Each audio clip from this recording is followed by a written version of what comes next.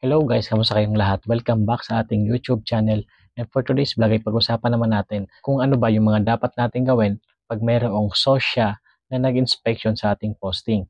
Ano ba yung mga dapat nating gawin at kung ano ba yung mga requirements na dapat nating i-provide na ipapakita natin sa PNP SOSYA.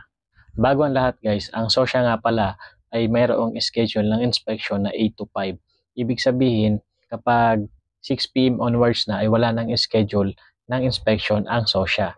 Kaya tandaan nyo na possible lamang mag-inspection sa posting nyo ang SOSYA ng 8 a.m. hanggang 5 p.m. Ngayon, pag dumating na yung team na mag inspection sa posting nyo, ano ba yung unang dapat mong gawin? So, first thing you need to do is to give salute.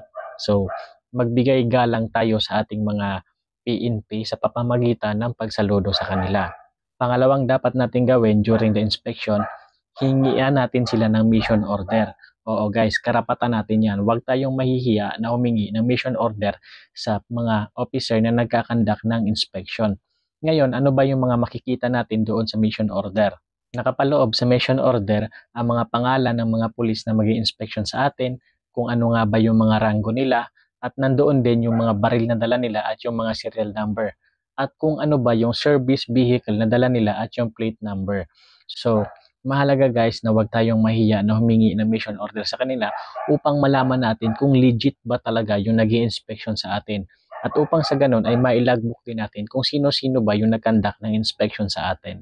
Ngayon guys, pagdating na sa inspection, 4 na requirements lang ang hihingiin sa atin ng SOSYA. So i-make sure natin na dapat ay meron tayo nito upang sa ganun ay hindi tayo magkaroon ng violation.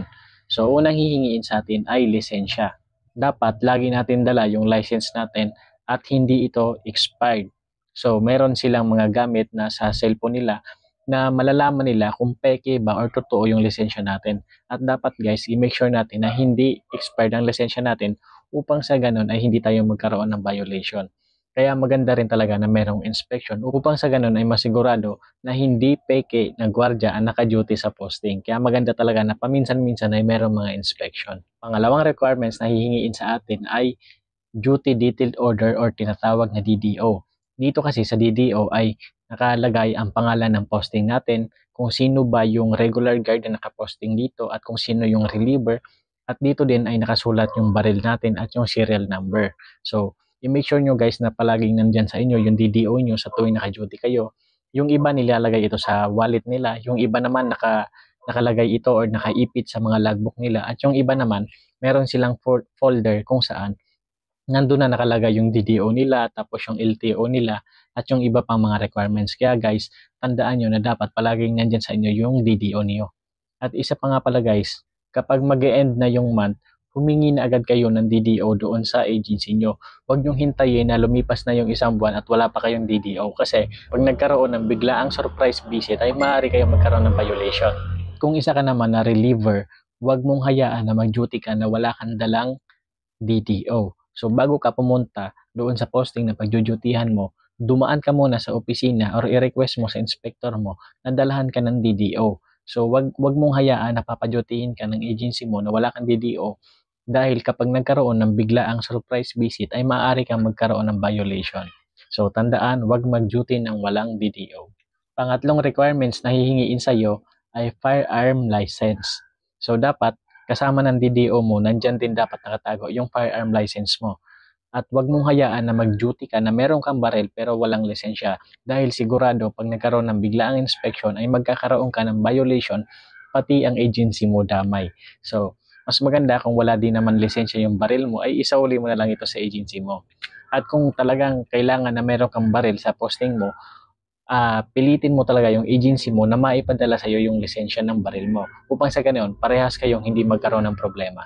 At ang last na requirements na hihingin sa iyo na pang-apat ay ang license to operate or tinatawag na LTO. Ang LTO certificate guys ang nagpapatunay na ang ating agency ay authorized na mag-operate. Kaya kung wala ka pang LTO certificate dyan sa posting mo ay mag-request ka na sa agency mo dahil responsibilidad ng agency natin na mag-provide sa atin ng LTO. At yun guys, yun nga pala yung 4 na requirements na hihingiin sa atin during the inspection of the PNP SOSYA.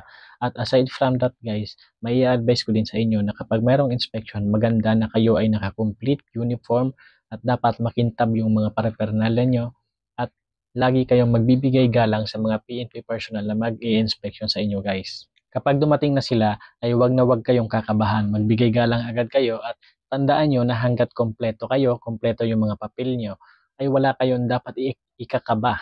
Okay guys, lalong-lalo na yung mga baguhan dahil yung mga veterano ay siguradong alam na nila kung ano nga ba yung mga gagawin nila.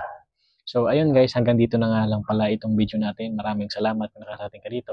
Huwag kakalimutan mag-share, mag-like at mag-subscribe sa ating multing YouTube channel. Hanggang sa muli, maraming salamat.